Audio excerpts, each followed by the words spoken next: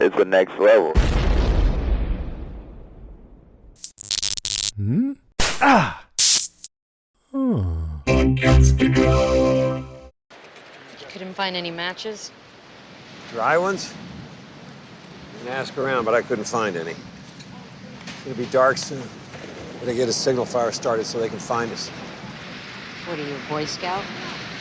Grown-up version. I'm in the Peace Corps.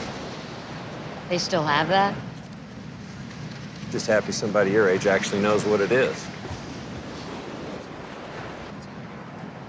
What's your name? Good one. I'm Ana Lucia.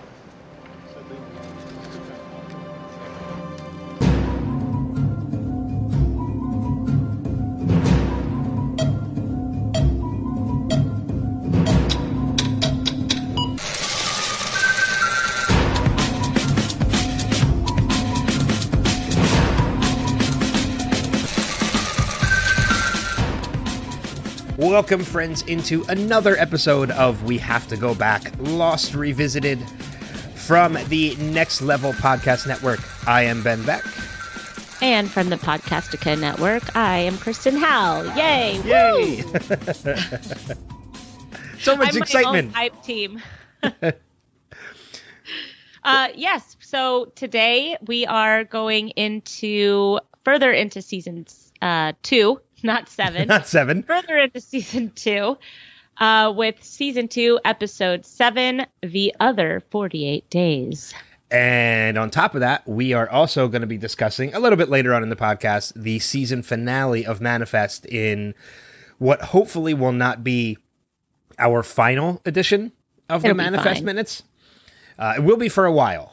Because, it is the season finale. But no word yet on a renewal for Manifest, so we're going to have to They're wait and renewing it. They'll renew it. They better, after the way it ended.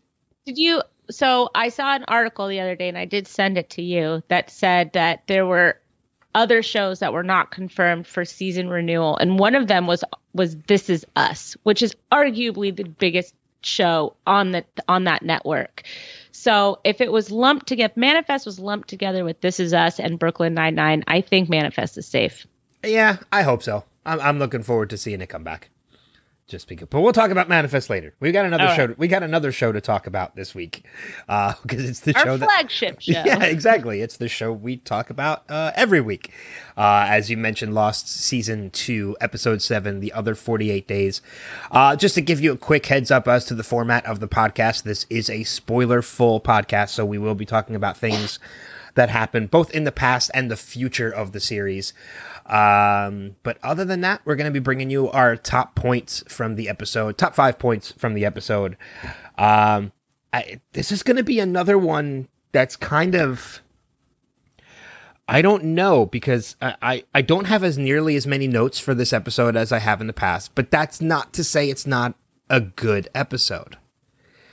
This is actually one of my favorite all-time episodes of the series, only because I think that this is kind of where, in my opinion, where the show really starts to take off.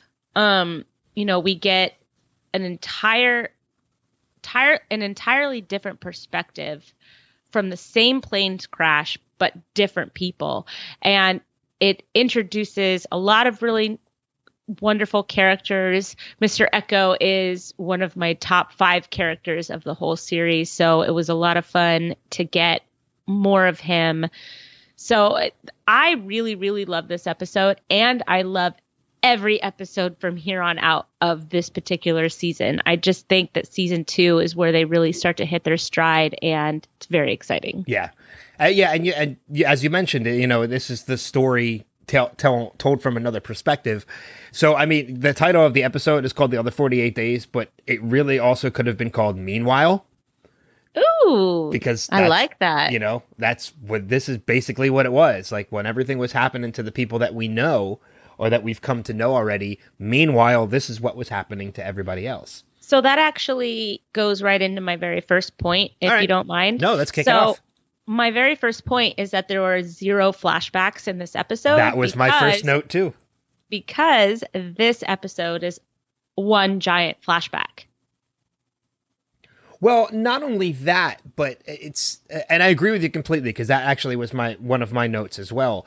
It's one giant flashback, but it's also introducing us to characters that we're not going to get flashbacks on because we don't even know them yet. So it's kind of like Pilot 2.0. Yeah. I mean, it really does kind of play at a pilot, right? I mean, you have the plane crash, you have, the pandemonium and the chaos that we had in the pilot episode. You have kind of like the beginnings of survival, and just, it was all the same elements, but it was done just completely differently. And that's also a couple of my other points as well, is just the difference in each of these, I guess, what we could call pilot episodes of the same plane crash. Yeah, I think, you know what? I think Pilot 2.0 is a good observation because, again, there's no flashbacks. I can't remember. I think we did get flashbacks, though, in the pilot. Yeah, Jack. It was Jack. For Jack, yeah. Mm-hmm. But, oh, you know what? I think it was more than that. I think it was like Jack and Kate and Locke. I think that it was all like get everybody and getting on the plane or at the airport or something like that. Okay. But I think this, in addition to the fact that and I'm just going to use this as my number one as well. I'm going to kind of expand on yours a little bit. Sure. There are no flashbacks in this episode. We got a very opening of this episode, very reminiscent to the original pilot. I think the only thing that would have made it even more comparable is if maybe the episode started with a close-up of Ana Lucia's eye over Jack's eye that we got from the original pilot. But in addition to no flashbacks, there's also we do get quick glimpses of them towards the end of the episode, but this is also an episode with none of the original characters. And in fact, when you look at the trivia of this episode, all of the footage of Sawyer is archive footage. Yeah. None of it is new. And I don't Michael know that as well. about Michael. Okay. I know that Jin actually has an extra scene. When he washes up on the beach. Yeah. Right. The only thing I could think of that might be new for Michael is just at the very end when they're doing the shooting scene, because Sawyer was passed out and on that gurney. So, I mean, if they filmed anything extra where he was in the background of any of it, then that probably doesn't constitute as archived footage like Sawyer was in. Mm-hmm. That's the only thing I could think of, though. One of the other bases of trivia, too, for this episode is the fact that this was the first episode to be based entirely on the island. There was no other shots. This entire episode was shot purely on the island. But I think it's the only episode of the entire series that does not include Jack or Locke. Jack or Locke or Hurley. Because they were the characters that had been in every episode up to this point.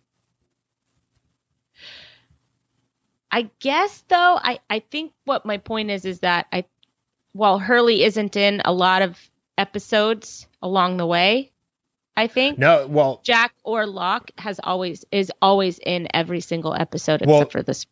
Well, that's what I'm reading in the trivia. It says the first to not feature Jack Shephard and Hugo Reyes. So even if an episode was not about Hurley, he still always had at least a small cameo.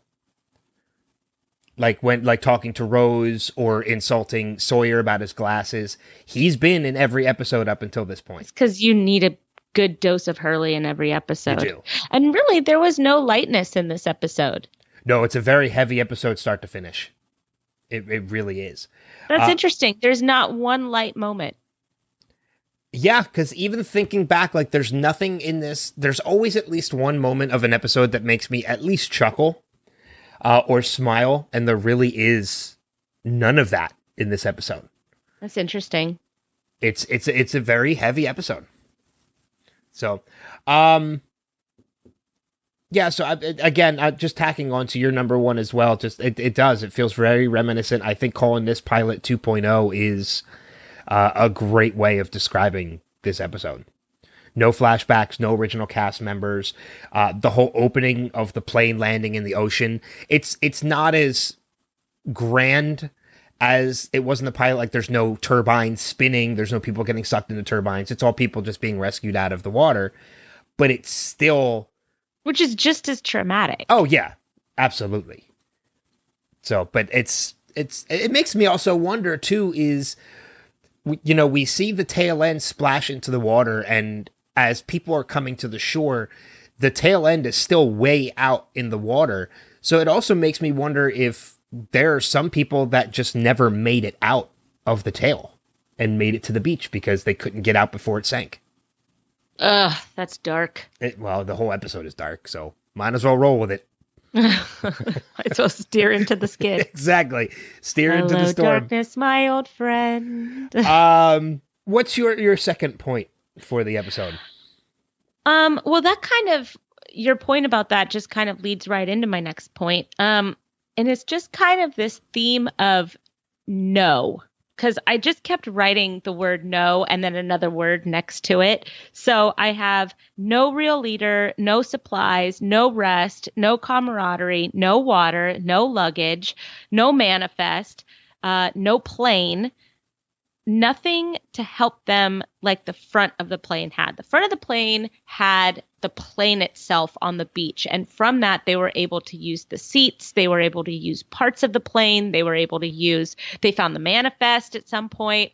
They were able to use the drink cart and luggage and they had all sorts of supplies to help them kind of make a small makeshift community that they could kind of build from, and it strengthened them as a group, which I think directly relates to the fact that there's still so many of them left that are alive. On the other hand, you see the tailies. They landed in the ocean. The plane sank.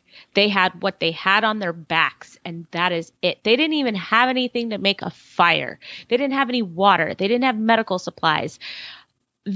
The contrast in just that aspect of it alone is really, I think, directly related to why things were so much more dire. I don't think it was really the leadership as much as it was the fact that they had nothing to work with from the very beginning. They were playing against the house, so to speak. Yeah. Yeah, no, I agree with you completely. They were literally... they were, how's a good way to put it?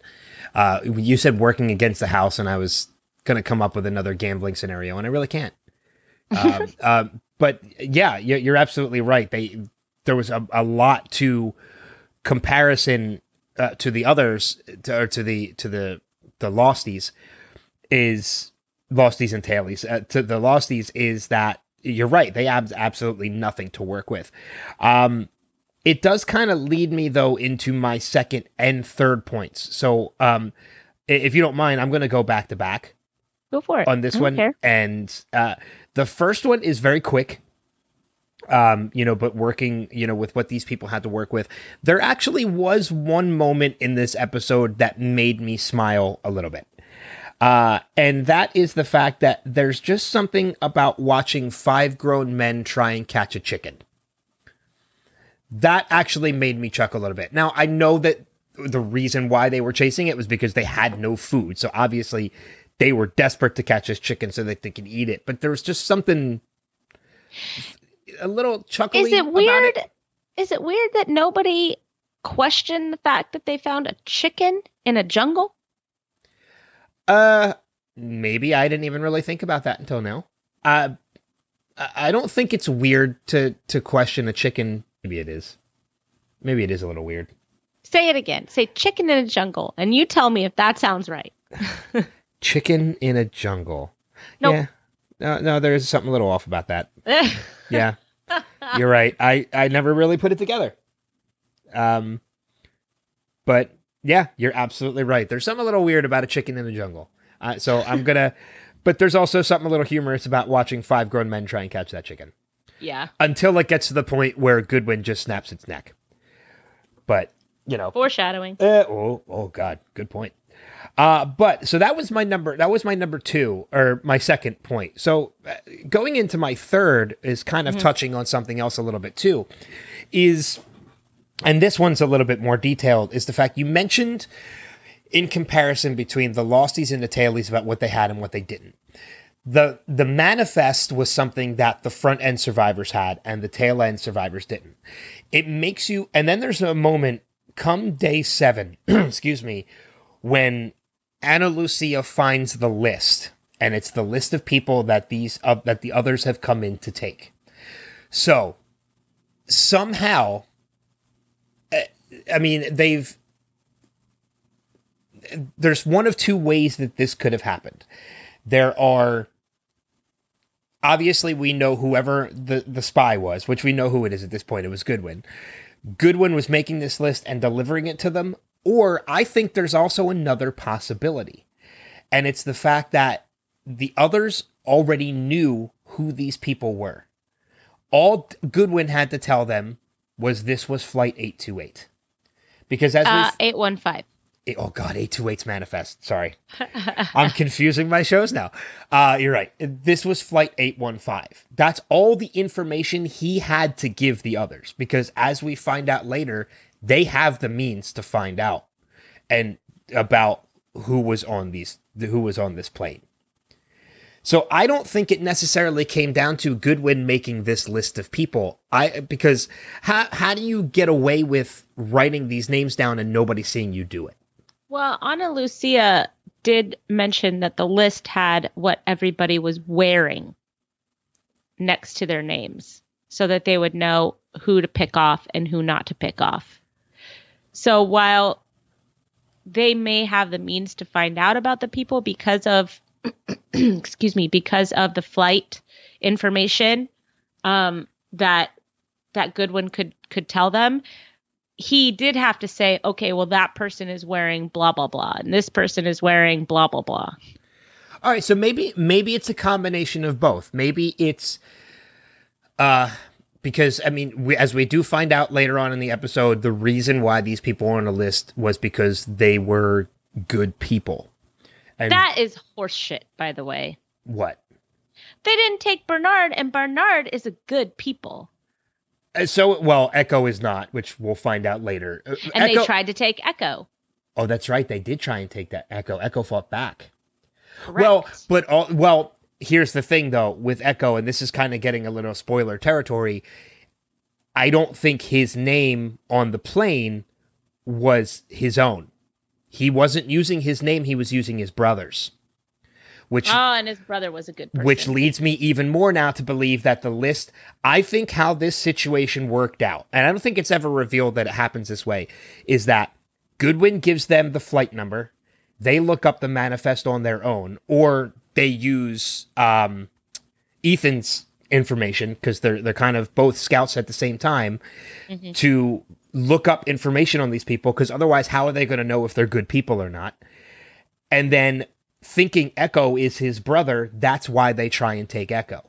So I think that the others made the list of people, gave the list of people to Goodwin. Goodwin, in return, gave them the list back of what these people are wearing so they know how to identify them. So, okay, so I'm going to just tack on my second point real quick. Okay. To this discussion. Nobody set up a watch at night. So after the first night, when 3 people were taken, Echo kills 2 people that try to take him. Nobody thought, hey, one of us should stay awake all night and we should take shifts. That way everybody can sleep. It's just every single time it's them all sleeping around the fire. There is not one person that is awake. So I don't know. I mean, maybe Goodwin used that time to give away his list information or something like that. I'm not really sure, but I just thought it was really curious that Ana Lucia, who we know was a cop, she didn't set up a watch system. Do we know at this point in the show that she's a cop? I don't know. I was trying to remember what her conversation with Jack was in the finale, and I couldn't remember, and I didn't go back and watch, but she utilizes a lot of police tactics in this episode, and I think that if you're a careful observer, it would be easy to know, okay, she is trained in some sort of interrogation. She's either police or military. Right, Yeah. because she knew about the knife. She knew how to interrogate Nathan. She was really very clever at picking up that somebody had infiltrated the group, which nobody else was picking up on. She was really good at kind of herding everybody and resting and where to go. I think that if you're a cop, if you're a police officer watching this show, my guess is that most police officers would say she's a cop. It wouldn't be a surprise in the next episode to find out that she was a cop. Well, which is exactly what we find out. Right, exactly. Yeah, because the next episode is her backstory, is the flashbacks Right. for Ana Lucia. But I remember watching this thinking, oh, that makes sense that she was a police officer. I didn't know that she was a police officer, but I remember when I saw the episode for the first time that I thought to myself, oh yeah, that makes sense. Yeah, I think I was the same way. I think I was the same way when I was watching as well. I honestly can't remember at this point though if that was my opinion of it or not. Right. So, but yeah, it's just I think there was a little bit more to the list aspect of it. I mean, but then again, it could also be just me overthinking everything about it. It could just very simply be Goodwin made the list and gave it to the others, and the others took them. But I think if you do analyze it a little bit more, you're absolutely right. There are some things that are amiss. It's like, why would they take Echo? If this list was purely the list of people who were good people that they were taking, why wasn't Bernard taken? And why did they try to take Echo? Because Echo is not a good person. Right. And when you really think about who is left after the initial takings, right? Bernard it wasn't even alluded to that they were trying to take him. And what we know of Bernard, from the entire series, Bernard was probably the best one out of all of the tailies. I don't think there's a probably there. I think he is the best one out of the tailies. Yeah. I mean, he's just this kind, decent man. And so it just did not make any sense to me what he was saying. Oh, they only take the good people, because my first thought was, you didn't try to take Bernard, asshole. Well, because, I mean, you look at who's left. Cindy gets taken eventually as they're trying to make their way back. So Cindy was very obviously on that list of people that they take. Bernard, the kids were taken. Bernard wasn't taken. Libby, when you find out more about her backstory, you can understand why she was left and not taken. Poor Libby. Because she was lying about who she was. And so was Kate, and Kate was a good person, kind of. Yeah, but she did still kill people. She killed the right people. Except, okay, that's a discussion for another day. Yes, yeah, exactly. so it's a matter of. We'll talk about that when we get to what Kate did. Yeah. Oh, yeah, that's right. How's that? That works. That's a good We'll plan. put a pin in this. Okay, that sounds good. Okay. All right, so that was your number 2. I kind of already went into my number 3 a little bit with the list, so I'll let you go back to back again. What's your third point for the show? Actually, that was my third. Oh, was it your third? Okay. About not setting up a watch. I mean, oh, you said number 2, but you're right there. That was your third. Mm-hmm. Well, I've been scratching out my points, and I said, oh, that was my third one. Okay. Oh, okay. All right. So then, I mean, I'll just jump back into it then, and I'll mention one of the best things about this episode to me was the fact that the Nathan versus Goodwin dynamic of this episode was. Oh, that was one. Oh no, that wasn't. I'm sorry. Mine was Goodwin versus Ethan. Okay. Well, I mean, then you could probably tack on to mine a little bit afterwards. But this show, rewatching, because I watched it twice. I'm now into that point where I watch once as a fan and second for notes. And because it's the best way. It really is. And Told ya. Watching this episode like this, man, they did a really great job of making you believe that Nathan was the spy and Goodwin was on their side. Because up until this point, we've gotten mention of the name Goodwin, but you didn't know he was the scout for the others at the time. And when you watch it knowing it, that Goodwin was the bad guy, Nathan was just a douchebag, there's so many great ways that you watch and you see how Nathan really plays the situation to his own behalf. Or not Nathan, Goodwin plays the situation to his own behalf of, you've got, I firmly believe that Goodwin was the one that was feeding Nathan when he was in the pit.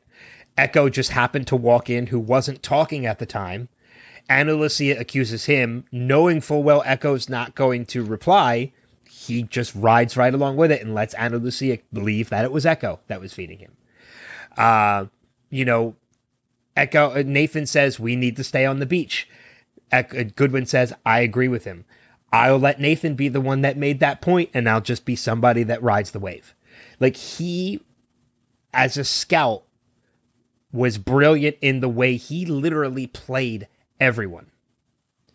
Well, yeah, and a lot of that has to do with the fact of what we knew from Ethan, because Ethan tried to direct people into certain scenarios. So Goodwin was actually a better spy than Ethan ever could have been, right? So because Nathan was a lot like Ethan Frome, I think, it was easy for the viewer to believe that Nathan was the infiltrator, because as a viewer, we know, okay, one of these is going to be an infiltrator because we had that at the front of the plane. So why wouldn't we have that at the back of the plane? Yeah.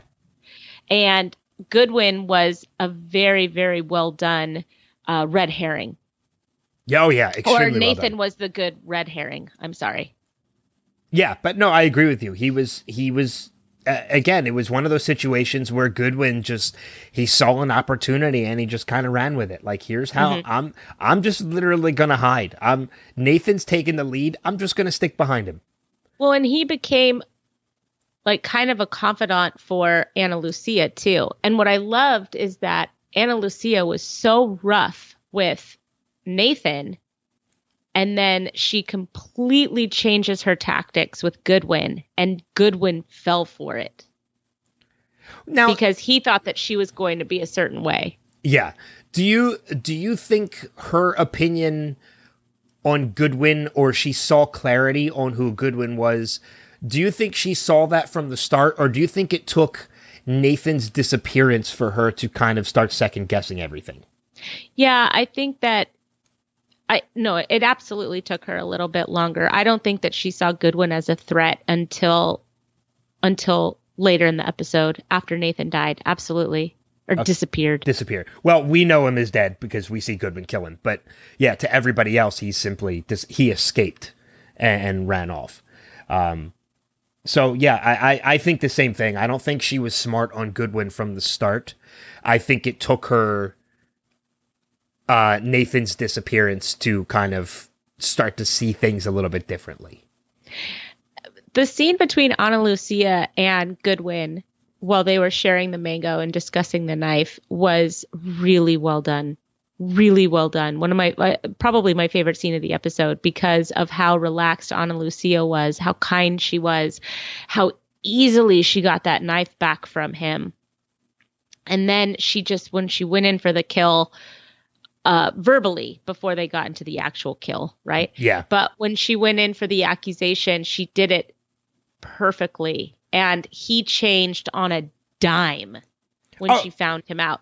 And it was awesome. It was just so well done. I loved that scene. Yeah, no, I agree with you. It's super well done. And you're right. The casual nature in which she kind of calls him out on who he is, the whole, I know your story now. I figured this out. You were, when you came out, you weren't wet. You got caught by Bernard and you played along with it. So, it makes me wonder, was he meant to infiltrate or was he simply there to watch? Because had Bernard not seen him in the woods, in the jungle, how would the situation have played out? Would he just kind of hid behind a tree and watched everything, or what? So, can I... Okay, so this goes a little spoilery, a lot spoilery, but okay. we get much later. I can't remember. I think it's in season 3. I'm sorry, I don't know, but we get the third side of this plane crash, with how the others reacted. I think that's the season premiere of 3. Okay, so that particular episode, we see that the leader of that group says, "Go watch." So, does that mean that the tactic changed after a bit? Do you know what I mean? Does he say go watch, or does he say said find that out, or does he say find out what you can? I think he said both. I swear You have could a be right. feeling I remember him saying watch. That But I mean, to infiltrate, you have to infiltrate. That's Pilot 3.0. Oh, you know what? It could. It actually, I think it could be, because you're right. We're getting another Meanwhile story. Mm-hmm. That So you get the other side of what Ethan and Goodwin were doing. That episode, by the way, is another episode that I love, and it's purely because of that opening. That opening is, I remember With that the book club is the book club with Juliet, and Yep. It's a great episode. And Ben walking in, I guess I'm out of the book club, and then which that's another phenomenal episode that I can't wait till we get to talk about. So, anyways, with that information, when you know about the third side of this plane crash, I think that's where we kind of know what the intentions of both of them infiltrating the camp really was. Okay. All right. Fair enough. So that was my third, and then my fourth. I don't know if was that your fourth as well. Kind of I tying was into just it. talking a little bit about between Goodwin and Ethan. So yeah, that's fine. Okay. So then that'll lead me to my fifth point, and I could be way off on this, but this, for my fifth point of the episode, is really a continuity concern that I had. And we talked a little bit about it last week, but I noticed it even more so this week. And I even went back and rewatched the ending of last week just to make sure I was on point. At the end of last week's episode, we see two different sides. We see that with the tailies, we see Cindy disappear, we hear the whispers, and then we see Ana Lucia yell, "Run!" and they all run. The next thing we see is Sayid and Shannon, the two of them coming together, Shannon getting shot. And we talked a little bit about the differences of the weather dynamics. It's raining when they run into Sayid and Shannon. When Cindy disappears, they're in a jungle where it's not raining at all. However, in this episode, when they're starting to wrap up the story and tie everything back together and come back to present day, we see Ana Lucia and those guys searching for Cindy. Where has Cindy gone? The whispers and everything come back, and then we get the tie-in of the two stories together. Except this time it's raining.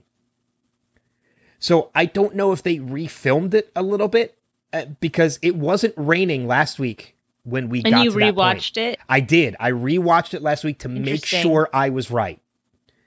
That was probably a big just error. It could have been. I think maybe they filmed the two. Obviously, they filmed the two at different times, and they didn't put together the weather aspect of it. I think maybe you can kind of be coerced to believe that this is after they yelled run. But if they ran away, why would they still be stopping to look for Cindy? Cindy's gone at this point. You know? So I don't know. There's a little bit of a continuity concern there with that. It's not a big deal to me, but it did stick out to me this week. I think because we kind of addressed it last week. Have you ever tried running the audio of the whispers backwards like you did with Walt? I have, and it's just jumble. Okay. I did that last week because when I ran the audio backwards with Walt last week, and I did try it with the whispers, and I think it's a bunch of different things being said at one time. Okay. So it's hard to distinguish. Okay. But I did think about that. It would take so much work to kind of separate it, and I just don't have that kind of time. Or really want. Or really want, yeah. Or really urge to do so. Some things can remain a mystery. That's okay. Exactly. I think it's basically just a bunch of different stuff jumbled together. I don't think it's any one thing being said. I think there's a number of different things being said. Mm-hmm. So, but it's a good point. It could be something. There could be something there. I just don't know what it is. Yeah. So. Yeah, I don't know. But what about you? What's your final point for the episode? Okay.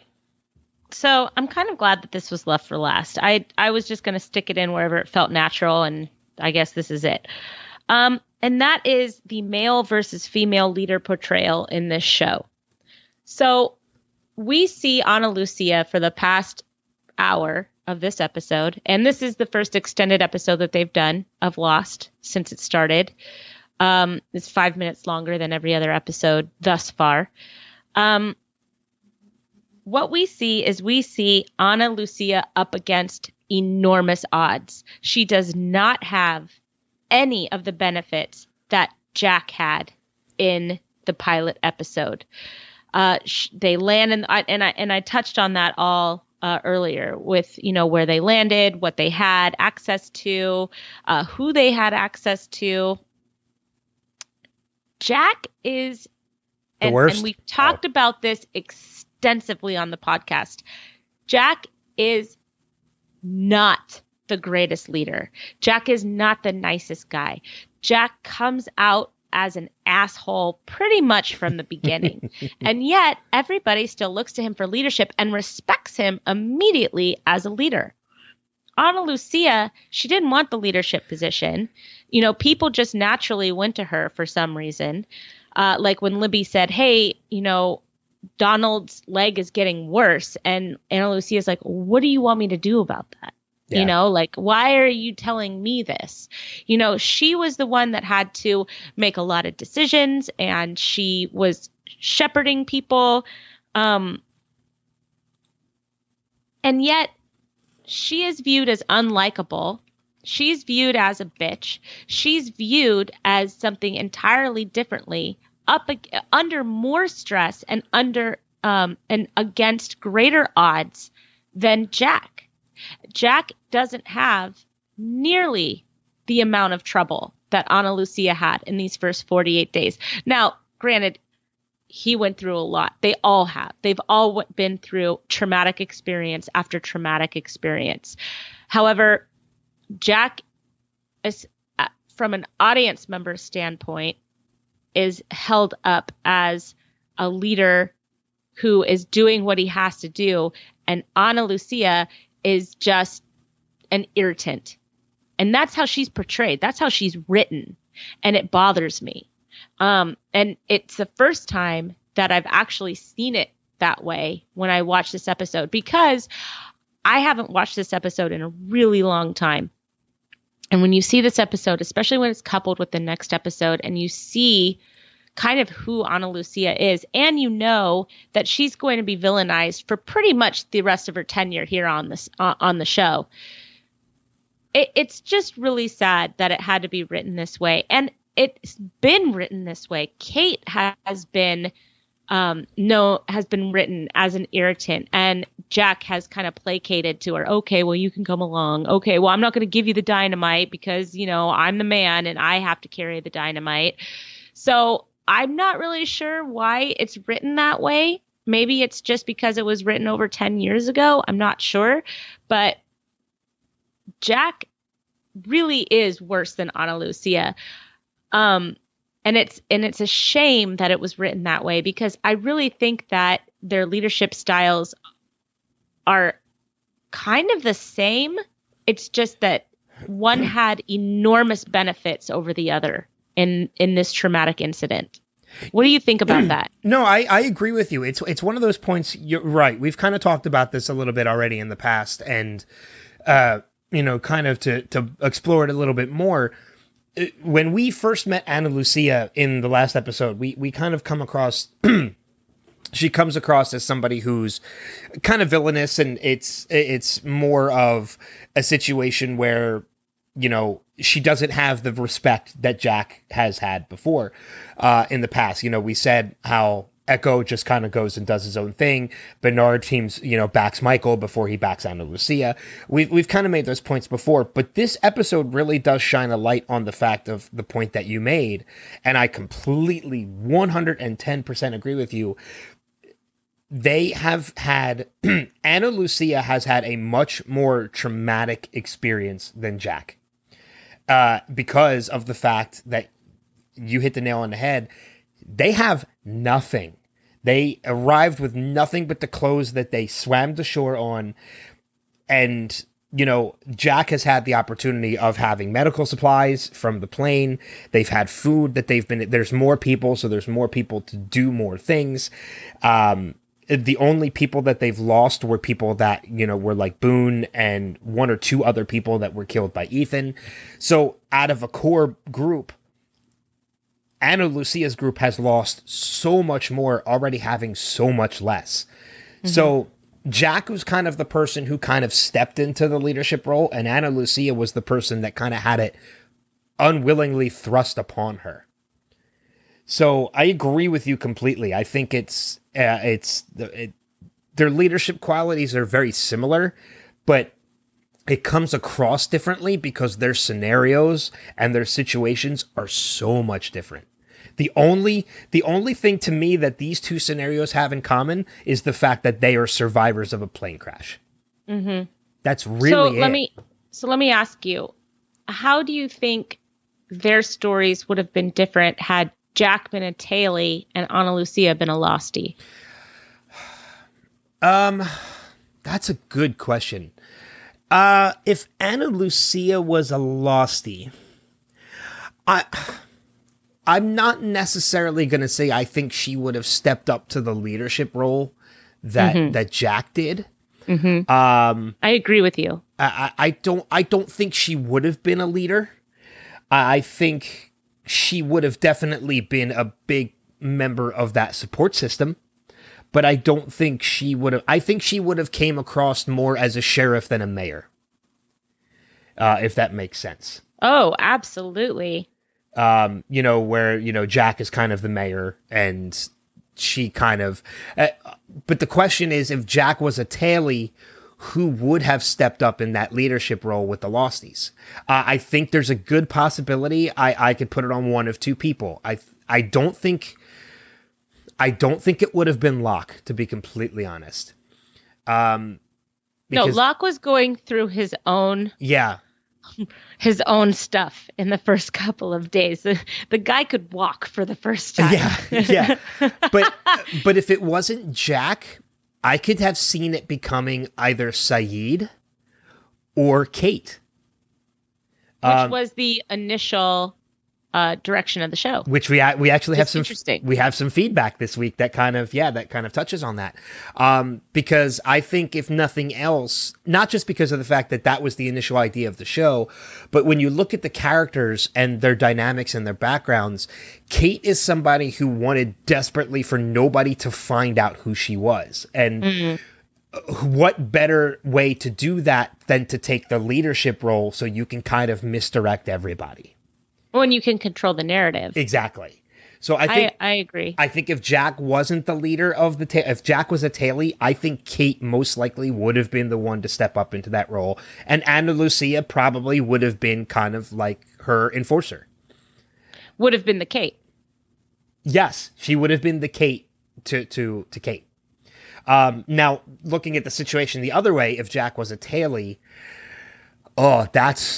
that's the even harder situation, because I don't think it would have been Echo. I think Echo kind of took his own role kind of the same way Locke did with the Losties. I think, I'll be completely honest, I think that group would have been screwed. If I totally Ana agree. Lucia was not there, because they all would be dead. Because I think if Jack was a tailie and Ana Lucia was a lostie, I could see that situation playing out where Goodwin stepped up to be the leader, which is not a good situation since he is the person that infiltrated the group. I'll do you one further. I think Jack would have been taken on the first night. I do too. I do too. I don't think he would have made it past day one. And I think Goodwin would have stepped up to take that leadership role because he would have seen it as an opportunity he would have seen the opportunity to do it, which meant he controlled the entire situation, and that group would have never made it to the beach to join the Losties. So with that in mind, then how do you conclude who's the better leader of the two? You're right. The Losties would survive without Jack. The Tailies would not have survived without Ana Lucia. I think that's important. I think that's extremely important. I mean, and it's an unfortunate circumstance as to why Michelle Rodriguez got written off the show. I know, because it does pertain to nothing to do with her character. No, it was her personal life that got in the way, which is rather unfortunate. Same thing with Libby, but it would be interesting to see how things would have played out differently if that didn't happen and Ana Lucia remained a character. I really, really loved Ana Lucia on this show, especially but I liked Michelle Rodriguez. I still do. So I don't know. Especially now watching for a podcast in this rewatch, it's just sad. But I'm glad you did save that for last, because I applaud you for that, because that actually is a really good point. This is a great episode to use, and reversing those roles, putting Ana Lucia with the Losties and Jack with the Tailies, and reevaluating everything really does shine a light on who was the better leader between the two of them. Yay! So well done on Thank you. That being last and making that point, because that is really important. So, and it sucks because you're right. I wish we did get to see more of Ana Lucia, because she's another one of those characters that, similar to Sawyer and maybe one or two other characters, you really had a strong dislike for at first, but really gain a lot of respect for. Mm-hmm. And it's because I think it really is this episode that does it. Because we talked about the dynamic of putting this episode in between seeing Shannon get shot, and now this, and then afterwards, because it really does shine a different light on Ana Lucia. Mm-hmm. She's villainized, and then that makes it worse when she shoots and kills Shannon. Then you get this that completely changes your opinion. And then you get the aftermath, where your opinion on Ana Lucia is completely different now. She's not as big a villain in your mind anymore. So now when you revisit this and you come back to this, it's like, oh yeah, okay, now we kind of hope she survives this, because we want her to. Mm-hmm. So brilliant on both the portrayal of Ana Lucia and where this episode fit into the story and into the narrative. So agreed. Do you have any notes? I do. I have a couple things. Okay. We kind of touched base on how Ana Lucia, we thought she was the worst, but she's definitely a smarter character. We touched base on that. I think it's an interesting point to note that between Ethan and Goodwin, neither one of them returns. Neither one of them actually survives to make it back to where they came from. And then further saying that Ben's like, fine, just do it myself. Yeah, which is really what happens. I know. He really does be like, I'll do it myself. I could do it myself. I have three things here that are worth noting. I loved Libby finding the glass eye, because that is the glass eye doesn't come into effect, but it is related to a character who we will meet this season. Yeah. Which is Mikhail. Who I liked Mikhail. I do too. He wasn't a great person, but he was fun. He was fun, and apparently, he was kind of like Michael Myers in that you could never kill him. He always seemed to survive every situation. So it was fun Easter egg. It was glass eye. Don't worry. Hang on to that, Libby. You may. The other 2 points that I have to make kind of go hand in hand, and that is seeing the beginning of Mr. Echo's staff, and what he's scratching into the staff, which we will find out a little bit later on, what it is and what the meaning of it is. But I want to pose a question to you for my last note, because it's something I looked into and I couldn't find anything about it. And I wonder, is there any significance to Echo's 40 days of silence? Or was it the fact that he just kind of decided to speak at that time? Well, in the Bible, Jesus goes into the wilderness and he fasts for 40 days and he prays for 40 days. Okay, because I knew there was a fasting element of it, but I guess maybe Echo made it his own and his form of fasting was silence. Mm-hmm. Okay. Well, and then Noah was on the ark for 40 days and 40 nights. Okay, so there is. See, It's a biblical reference. Okay, so the number 40 is a biblical reference. Okay, yes. All right. Okay, which is why he has so much scripture carved into his staff. Yeah. Oh, I do know that religion plays a very big part into who he is, and we find out his brother Remy was a priest, so he's kind of taken up that role for his brother. Which I don't remember what episode that is, but his backstory is another fantastic episode. I love Echo. He's another character who unfortunately was written off way too soon. I love Echo. So, but that's it for me. How about you? Any other final notes of anything you wanted to bring up? So just small things. One of them is that we did see the teddy bear.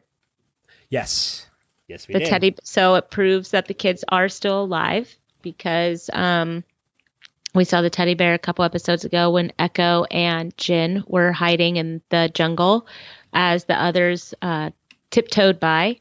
And at the very end, you saw a child with a bear.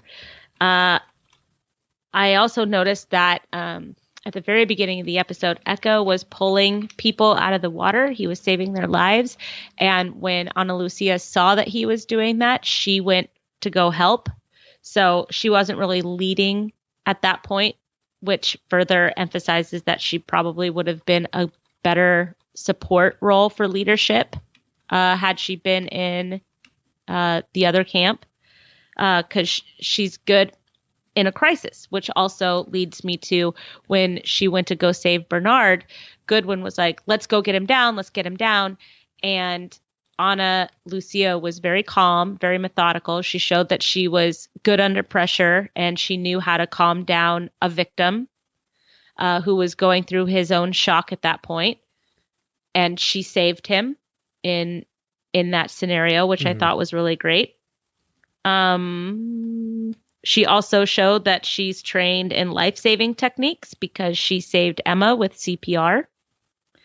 She was very, very soft at the beginning of the episode, and it wasn't until the end of the episode that we see her become the hard character that we now know her as. So it was nice to see that she was soft and she kind of had to steel herself and keep moving forward.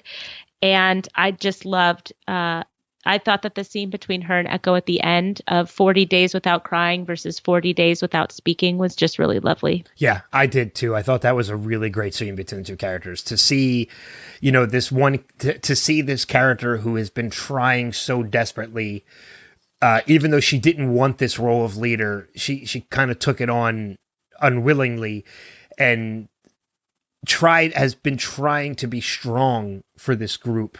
To see her kind of just take that moment of her own and break down. Mm-hmm. I think there's something really beautiful about that. Yeah. And it goes to show a woman's strength. And I know I keep going back to that, but that's fine. Yeah. But I spent a lot of time last year alone with my kids because my husband was gone for most of last year. And we went through a lot of trying circumstances last year. And I remember having those moments where you have to go after a while. Like you can't be strong anymore until you can actually find an outlet for yourself to just kind of like have a little pity party and then steel yourself and move on. Yeah. And I thought that was done really well and really believably. Yeah, no, I agree with you. And I think, that's just, there's something, again, there was just something beautiful about that. And you're right. Mm-hmm. I don't think there's nothing to apologize for to keep going back to that point because, this is she was a strong female protagonist, and it needs to be pointed out. You're right, the show was 10 years ago, but maybe that's kind of where the show was a little bit ahead of its time, in that it was making a point to, they could have done better with it, but they were at least making an effort. And I kind of applaud them a lot on that a little bit, but again, it could have been done better. Oh yeah, it could have been done way better. Yeah. but still, but it was over 10 years ago, and they at least attempted it. Yeah, right. Yeah, no, I agree. Anything else on your end before we wrap up the discussion on the show? Nope, on the episode. Cool. So then, before we head into our feedback for the episode, which we do have a bit, and I'm excited because we've got some new feedback this week. Let's go into our final edition of the Manifest Minutes, at least for now, hopefully for now, as we did get the season finale this past week. Estimated time of departure, which you and I, as I found out, we have kind of different opinions on this finale. Yeah, we do. I kind of praise it a little bit. I was a little excited as to what happened, and I think you were kind of bored with it. Bored. Well, the first point I want to make is I made a very bold prediction last week. In that I predicted that Jared was going to die at the hands of Zeke, and you were like, no, that's not going to happen. I hope it doesn't happen. As a number of people came back and said, I hope your prediction doesn't come to fruition. So at the end, I'm jumping right to the end of the episode as we get that whole moment of Jared confronting Zeke. They get into a scuffle, the gunshot goes off, and what happens? They leave us in a cliffhanger. Oh, no one's dead. Nobody got shot. That was either a misfire or a warning shot. I think one of two things happened. One of three things. I think one, I nailed it, and Jared is dead because the gun accidentally went off in the scuffle, and Jared's going to be shot. I think two, you could be right, and nobody got shot. The gun just went off. Or three, Michaela was hit. No, what? No, because it showed her reacting afterwards. But if it was a gut shot, that could be the same reaction. I don't think that. You know what? I'm so bored with this episode that I don't care. I don't care who got shot. Isn't that the worst? It is. I just don't even care. I don't care. Well, okay. All right, so we'll put that aside then, and because again, it is something that's not resolved. It is the cliffhanger that they left us in. We'll put a pin in that, and we'll kind of set it aside. It's the one thing that upset me the most, because I made this prediction, and now I have to wait to find out if I was right. And if the show gets canceled, I'm going to be even more mad because I'll never know. But let's kind of jump backwards a little bit. What was it about the episode that you just kind of fell flat? I don't think that the big reveal of the fact that 82 hours and 8 minutes or whatever that Griffin was underwater, and that's how long that he lived after he was underwater, whatever. I don't think that means that the plane survivors all have 5.5 years until June something 2024. I just don't believe that at all. I don't think that's I just don't think that makes sense, because they didn't go through anything while they were on that plane. They went on a plane ride. They went on a very simple plane ride. They encountered turbulence, and then they landed. It wasn't they flew into the Hudson River and people were trying to get that truck out for 4 days, and then the guy that was underwater happened to be alive. That is a completely different scenario than what the plane survivors went through. And if they wanted us to believe that, then they should have at least pretended that the plane crashed or something in the very first episode, but that was never alluded to. And I just think that was just completely forced. The fact that Zeke says that he died and came back to life, his mother saying that's the first time that we've heard that sentence. Zeke has never said that to Michaela. Michaela's never alluded to that. He said that he was just in a cave for 2 weeks and he came out and he started walking. He never said that he died and then he came back to life. These are all things that have been written into a finale that are completely out of the blue. And I just thought that it was really, really forced to like maybe try and pitch a second season to the network rather than stay with the continuity of a story. Okay, if I may, just to kind of not rebut, but just kind of do it. Give my opinions on the notes that you made. I agree with you on the plane survivors were not in the same situation to a degree. I think you're right. I think Griffin being underwater for, at the time that he disappeared, I think that makes sense why he regurgitated all the water. I think when it comes to Zeke, a year later, he was dying of hypothermia. So I think when his time arrives, he could potentially die of hypothermia in the middle of nothing. And you're right. The plane survivors was a completely different scenario. They were up in the air. They were in a safe space in a plane. They were just under turbulence. However, that turbulence was caused by a lightning storm. So I think there is an element of something there. They could die of the same thing that would happen to your body when you were struck by lightning. So I think there is something there that could potentially happen to them. But theirs is a little hazier because it's not as clearly defined as being underwater or dying of hypothermia. So that's just kind of my counter to that point. As far as Zeke and saying I died and I came back to life, I think that was simply something he was telling his mother to not give her this whole I disappeared for a year, because I don't think his mother would have believed him if he said the same thing happened to me that happened to these plane survivors. I think he simply just said to his mother, I died and then I came back to life to simplify the situation. Because it wasn't until... If he's an addict, that is a less believable story to a loved one than I got caught in the same thing as Flight 828. Seriously, I just don't see how telling your rational mother who's already lost a child that you died and came back to life after going through drug and alcohol abuse and putting your family through all that. I think that was poor writing. If that you know what I mean? And you're right. I don't think as somebody who was an addict or drunk, that wasn't the best way to put it. But I think if as his mother, if Zeke came to you and said that, oh, whatever happened to me happened to them, that's why it disappeared, I think she would see that more as an excuse as to why he left for a year. I think it took hearing that from somebody it actually happened to make her believe it. Because that's what happens. Michaela goes to his mom and says, the same thing that happened to me happened to him. And then she gets upset and says, well, I turned him away and I'm a horrible person.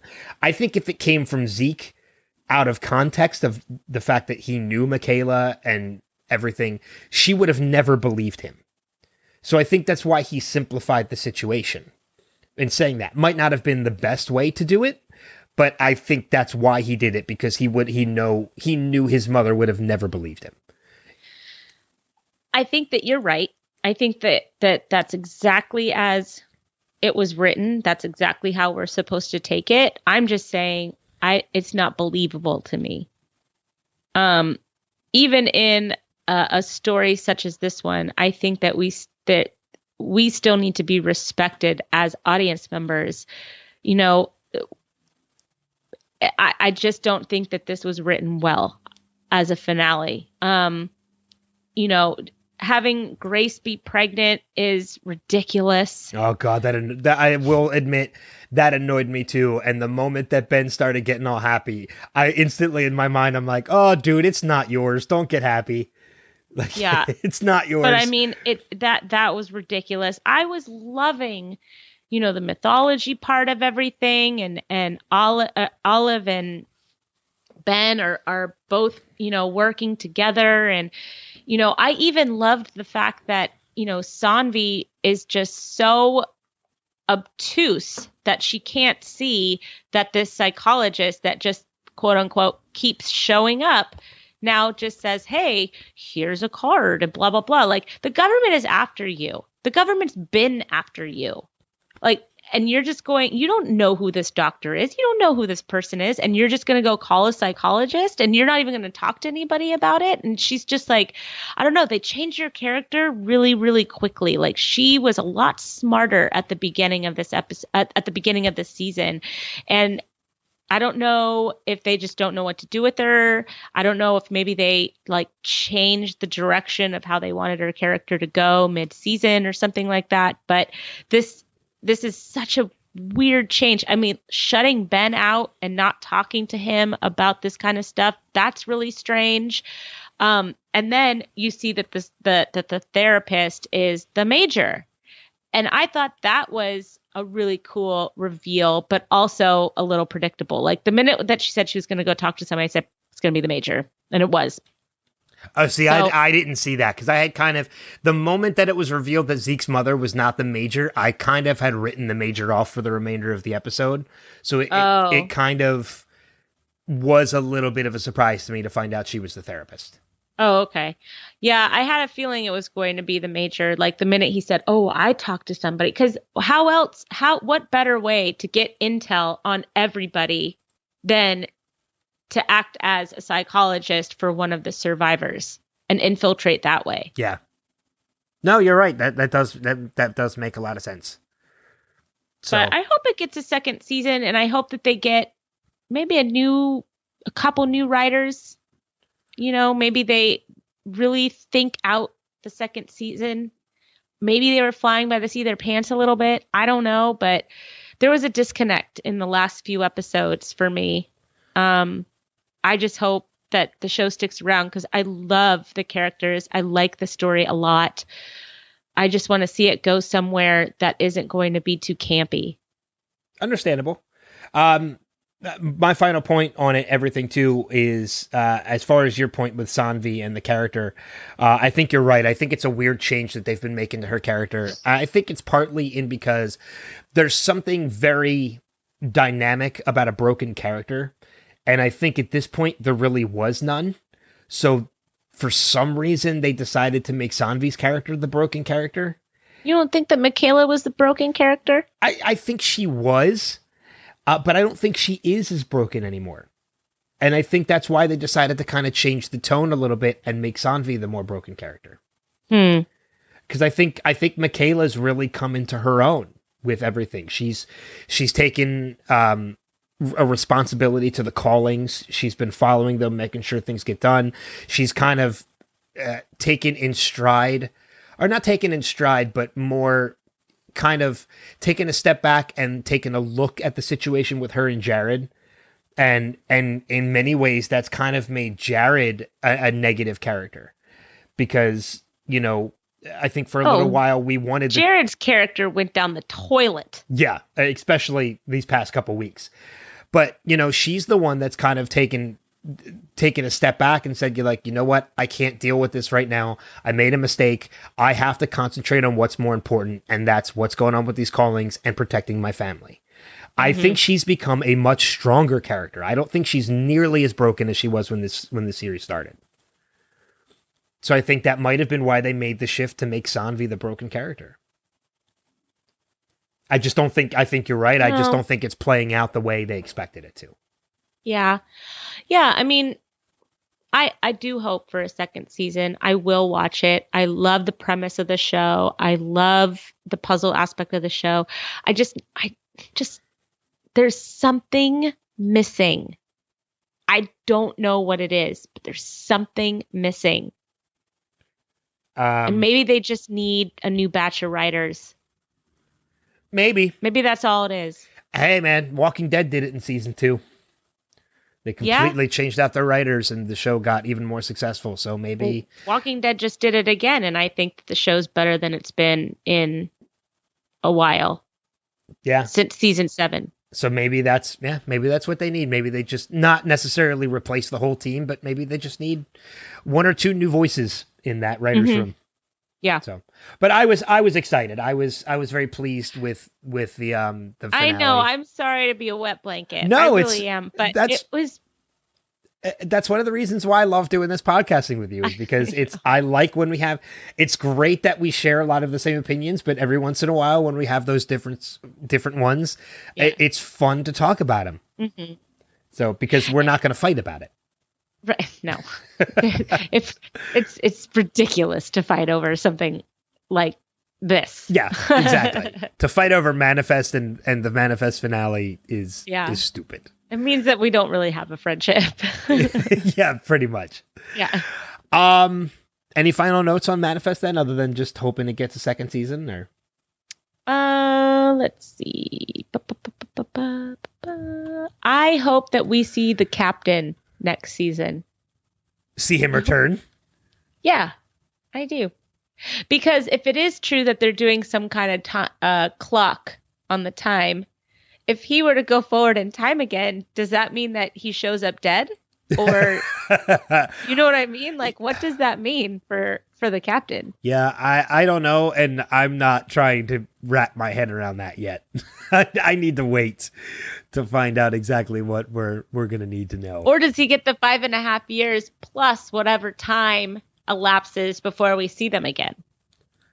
So he gets bonus time. Does that mean that if you find Dark Lightning and you fly into the Dark Lightning, you get to add years on to your life? Maybe that's what Ben and Michaela and Cal need to do, is every 5 years they just need to fly into lightning. It just sounds ridiculous. Sorry, Grace. It's that time of the year. It's that time of that time of the year again. I got to go fly into lightning. Like, Joey, when I come back, you'll be an old woman, but I will not have aged at all. God, sorry. No, it's fine. Let's jump into some listener feedback. Okay.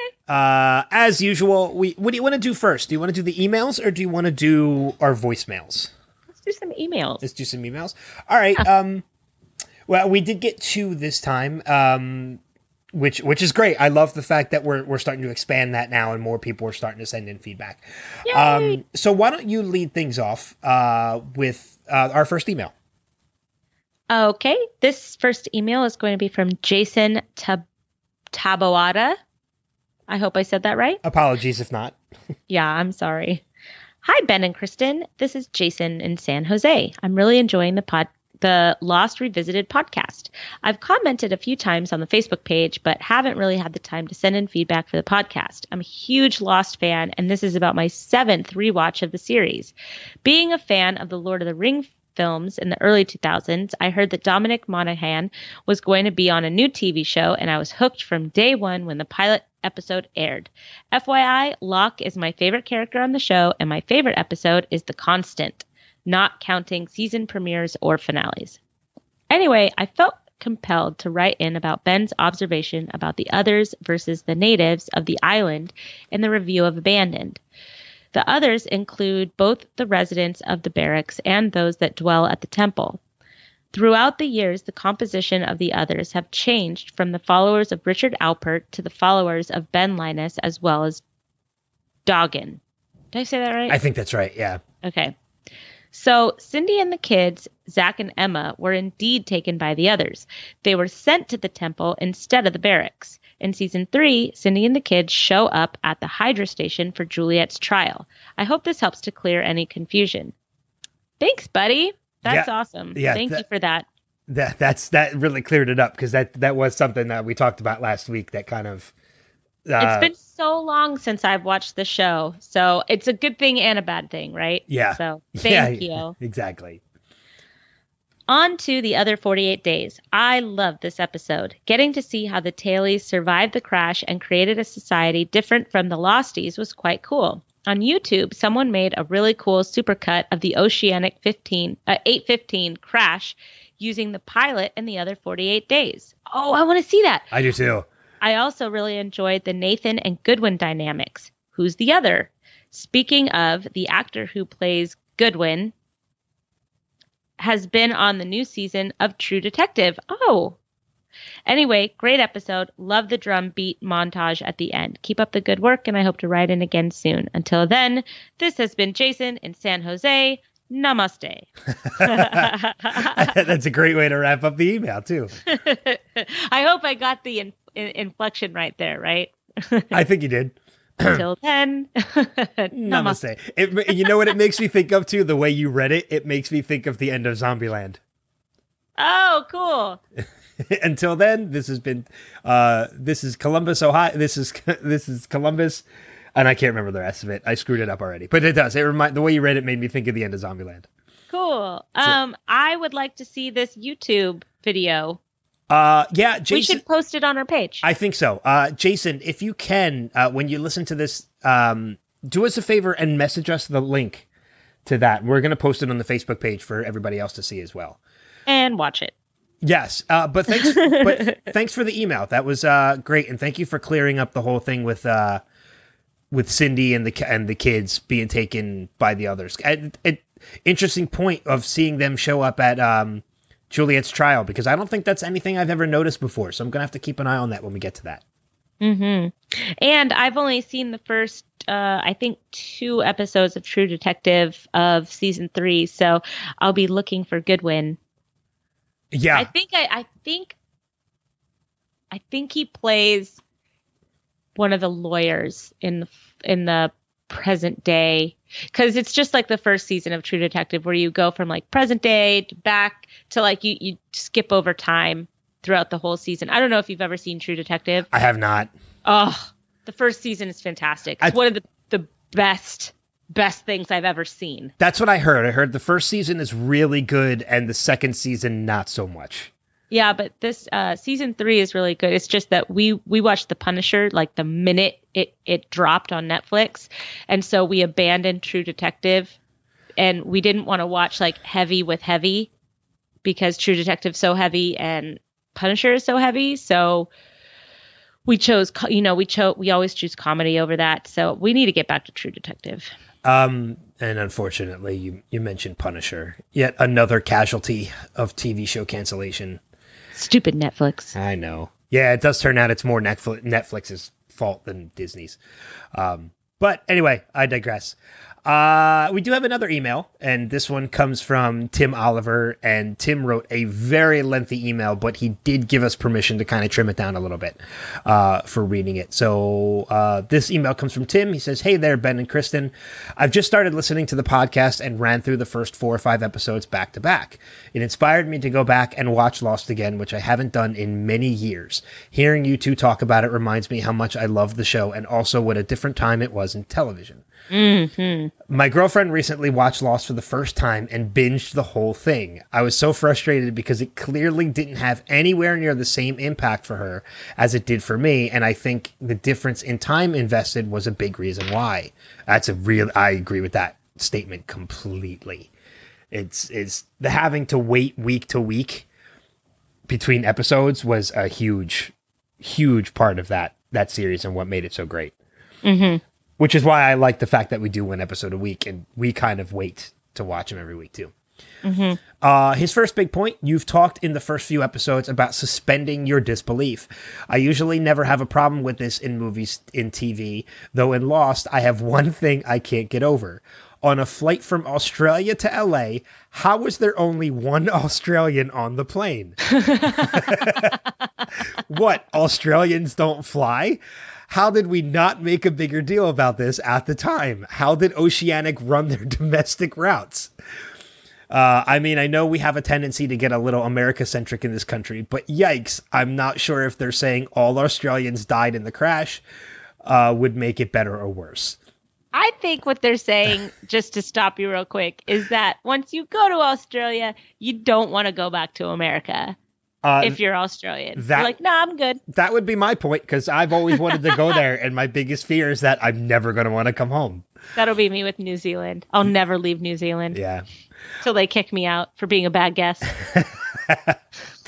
I'll never be a bad guest. Neither would I. I would want to live there so badly. Australia or New Zealand, like either one. Point number 2, on a more serious note, as I just watched the pilot, and specifically the pilot in the pilot, the one who got turned into Smokey's chew toy, it, it reminded me about the story I heard that the creators of Lost originally intended Jack to be the one to get eaten by the immortal man cloud thing with a little brother complex who sounds like he's perpetually on a roller coaster going up a hill, instead of Grunberg the pilot. Their plan was actually to have Kate be the lead of the show and take on most of the roles and responsibilities that Jack had throughout the 6 seasons. But ABC, I think, or maybe JJ, I can't remember who was the one involved, told them no. They were scared viewers would be turned off given everything else happening in the pilot. Plane crashes, mystery, smoke monster, why nobody was getting sunburned. That having the person viewers thought was the star of the show die 25 minutes in would be too much. I'm so torn on that myself. I had no issue with Jack as a character and what he brought to the story, but I can't help imagine what a Kate-driven show would have been like. It would have been great to see a woman in that type of tough guy leadership role that seems to always predominantly be dominated by men, especially 10, 15 years ago. Though I think they sort of paid homage to that idea with Ana Lucia being the leader of the group too, later on. Oh, this is a timely email, man. Yes, it is. Take care, Tim. So, Tim, first and foremost, thank you for the email. That's so many great points, and you're right. That email could not have come at a better time or a more perfect time. Yeah, especially after today's discussion. Yeah, but you're right. I think maybe how different that show would have been if Kate was the lead of the series. Well, and I think most people also now know that originally Jack was cast as Michael Keaton. Wait, Michael Keaton was cast as Jack. Okay. That I actually did not know. Yeah, Michael Keaton was supposed to play Jack, and Michael Keaton agreed to do it, but he only wanted to be in that one episode because he didn't want to commit to a show. And then when they decided that Jack was going to be actually the main character of the show, he left and they cast Matthew Fox instead. Okay. Yeah, I had no idea that Michael Keaton was supposed to be that character. Mm-hmm. That's very interesting to me because I don't know. Yeah, the show would have been completely different. Yeah. So, yeah, but, And Game of Thrones wouldn't have been so groundbreaking. Well, I mean, it's funny. I had to throw that in there. It's funny because there is that dynamic of seeing the twist of who you think is the main character die in the beginning and then somebody else step up into that role. There's like Scream. Well, there actually is a horror movie that is exactly that. And I know you don't watch horror films, so you would have never seen this movie. I saw Scream. Scream's horror light. Okay, but I saw it. Okay. And it had the same kind of thing. Well, because the Drew Barrymore character dying in the very beginning. But there is another movie called Feast, and it's a horror film, and it's a very independent horror film. But you are introduced to this character who is this big, bombastic male tough guy character, and he's being served in a bar by this little petite bartender, and his name is actually I forget what his real name is, but his nickname, everybody calls him Hero because he always steps up to fix things.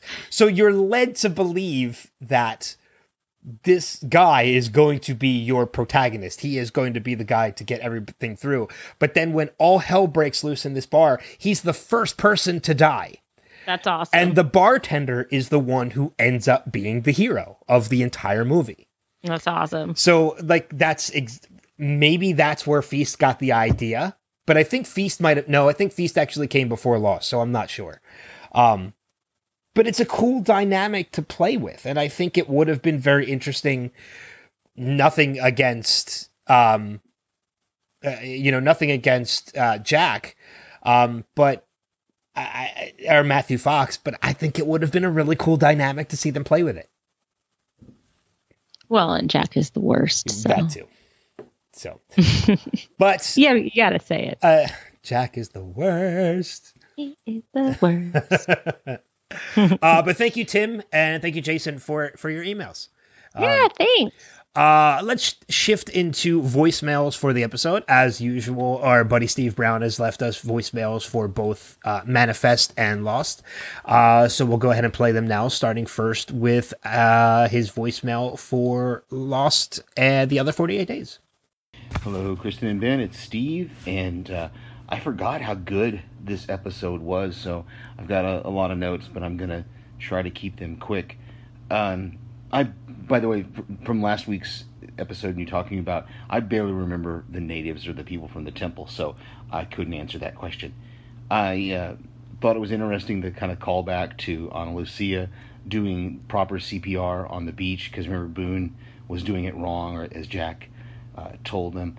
And I know it's a story convenience, but I think I buy it, the fact that both groups found a person who was able to tell them the plane had been flying in the wrong direction for a long period of time. So there wasn't this prolonged, well, we're going to be rescued kind of arc. We didn't really have to go through that. We had a little bit of it. We get a little bit more of it later.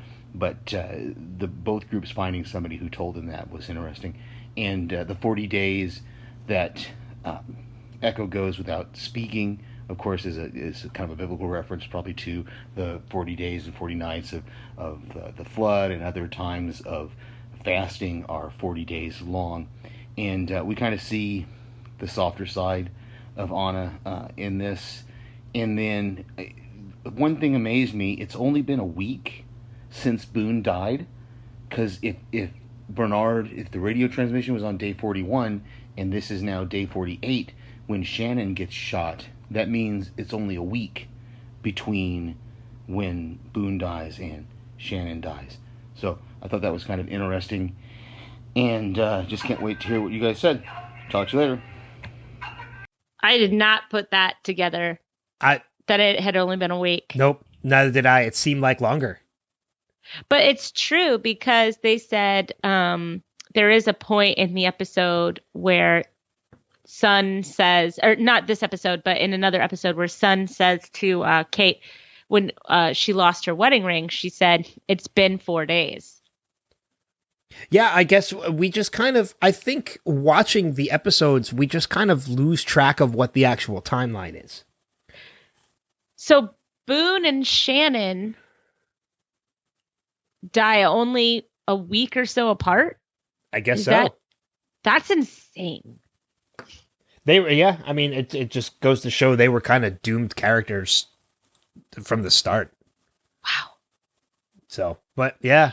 Nice catch, Steve. Thanks. Yeah. And apparently I was the only one oblivious to the 40 days or the 40 days of silence thing.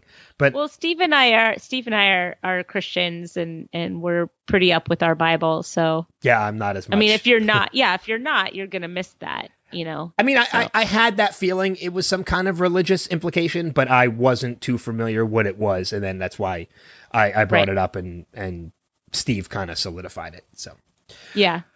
But he has left us, of course, an email on Manifest as well, or a voicemail on Manifest as well. So let's go ahead and play that now. Hello, Ben and Kristen. This is Steve. And if this show doesn't come back, there's going to be a lot of people not happy, because this is for Manifest for estimated time of departure. Yeah, that was it. It's a long title. I want to say that at the very beginning of the episode, as soon as Grace said that she wasn't feeling well, I wrote down in my notes, I said, "Is Grace pregnant?" So I saw that coming, and probably a lot of other people did as well. And I also was pretty sure it was going to end up being that it was going to be questionable, the time frame, because they showed us Danny in the previously on thing. So probably everybody figured that one out. But anyway, a lot of good stuff in this episode, and can't wait to hear what you guys thought. And this show is it's really good, and I'm it's going to be interesting. It's got to come back. It's got to come back. I just there's so much that reveal of the Major being the therapist that Zombie's going to start seeing, and just all the other things we saw here, the reveal of there may be a time frame for death, but that doesn't. I don't know if that really tracks because it's not like the plane crashed and they came back. I mean, so there might be a difference. I don't know, but it would seem that maybe, I don't know. I just don't see how there's a direct correlation there. But we'll see. Talk to you later. Yes, Steve. Yes, you're right. Steve and I were like this. Look, I agreed with you on that point. I can't believe that he caught on that she was pregnant that quick. I did not. I kept waiting for Danny to show up in the episode. I didn't catch on that she was pregnant from the start, but he did make a good point in that when I saw Danny on the previously on, I knew in some way, shape, or form he was going to be involved in this episode. So when she did reveal that she was pregnant, that was when I took that step back and I was like, don't get too happy. It's Danny's. Oh, yeah. The minute she said she was pregnant, I think everybody said, oh, okay. That's why we saw Danny. But when it said previously on Manifest, I never said, and she said she didn't feel well. I was like, okay, well, she doesn't feel well because she hasn't slept or whatever. Like, maybe I just don't care about Grace enough yet as a character. I'm just like, oh, she's getting the flu. Bummer. Yeah. Well, and maybe not that. It might not be that, like, you just don't care about Grace's character enough to say, like, oh, she's getting the flu, bummer.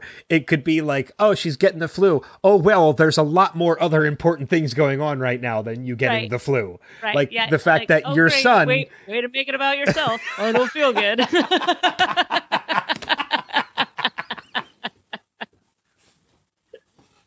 I'm sorry, the way to make it about yourself, Grace. Oh, that's fantastic. Oh, that made me laugh. Thank you for that. You're welcome. Way to make it about yourself. But thanks, Steve, again for your great voicemails. We love when you leave us voicemails every week. Great insight. Oh man, that made me laugh.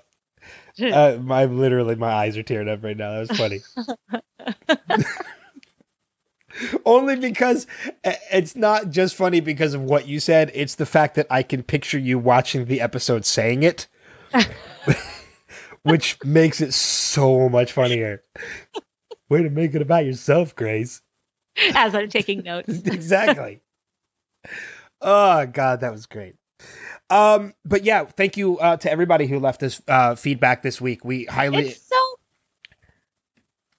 I'm sorry. It's so great to get feedback from new people. Thank you so much to everybody. Yeah. And we encourage all of you to leave us feedback because as you see, we do read it and we do love it. And, we'll talk about it on the episode when we get to this point. So if you want to leave us feedback, we encourage you to do so. There are multiple ways to do it. First, of course, and foremost, we are on Facebook at facebook.com/Lost Revisited.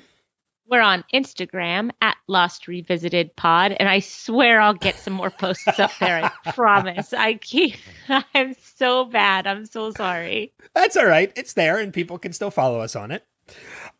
You can email us at lostrevisitedpod@gmail.com.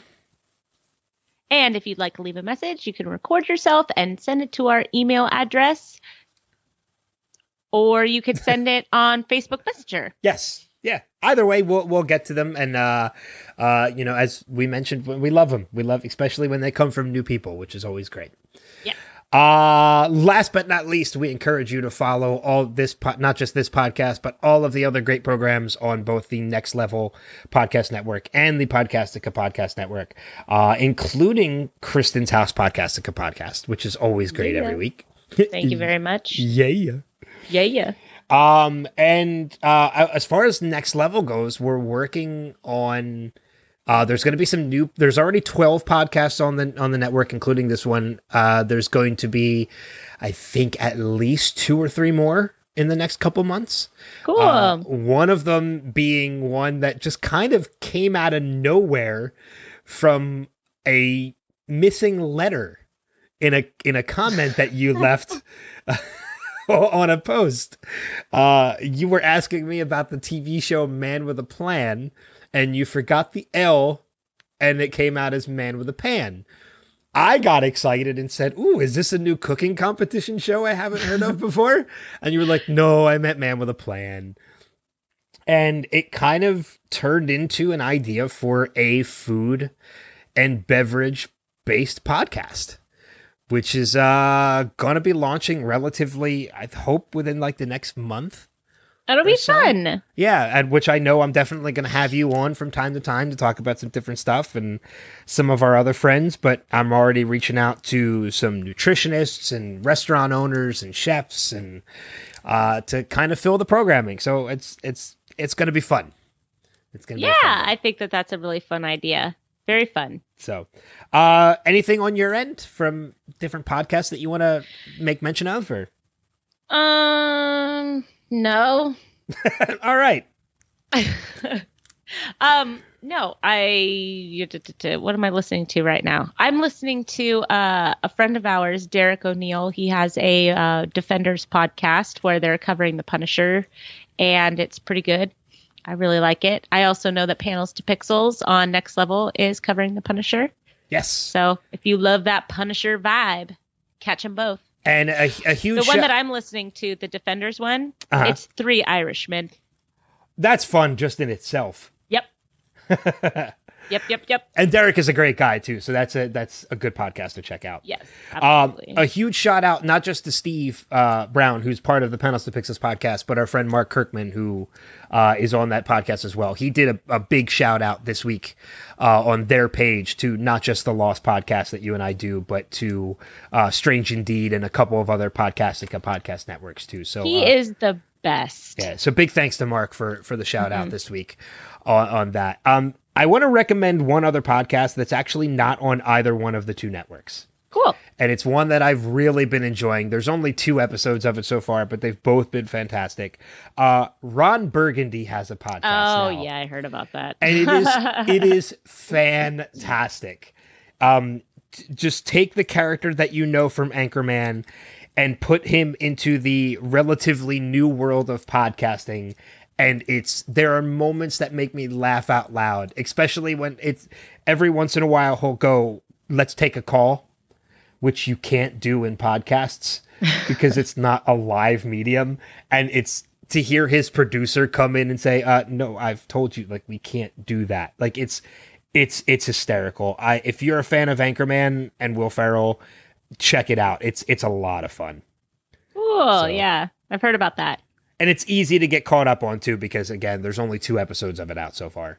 And apparently it's the middle of it's almost March, and he just did a Christmas episode. Perfect. So yeah, it's all fun. pandemonium. And the first episode, he did a true crime episode, which he calls out Ted Cruz for being what's the one killer that it's rumored. The Zodiac? He calls out Ted Cruz for being the Zodiac killer. That's amazing. Which is hysterical. But yeah, the Ron Burgundy has a podcast, I think is the name of that, which is a lot of fun. Any final notes on anything before we wrap this up? No. Nope. Me neither. So with that being said, next week, we're continuing on with season 2. No Manifest, so Manifest minutes are done, but we'll be doing season 2, episode 8, Collision, which, oh God, I already remember one thing about this episode, and I'm going to cry. I'm absolutely going to cry. We talked about it already, but it's the reuniting of Rose and Bernard. Yes. Which I might go watch that right now, because I'm going straight to bed because I am fighting a very bad cold, and I'm going from my office to my bed. You know what? I might watch it too, just because to get a little jump start on everything. But watch that episode. Send us in your feedback, and if we get the opportunity to read it on the air, we will. But other than that, enjoy the rest of your week, and we'll see you guys further on down that rabbit hole. Take care. Bye-bye.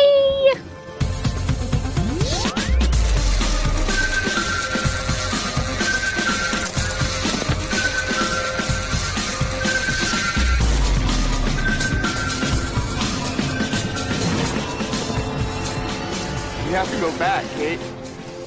We have to go back!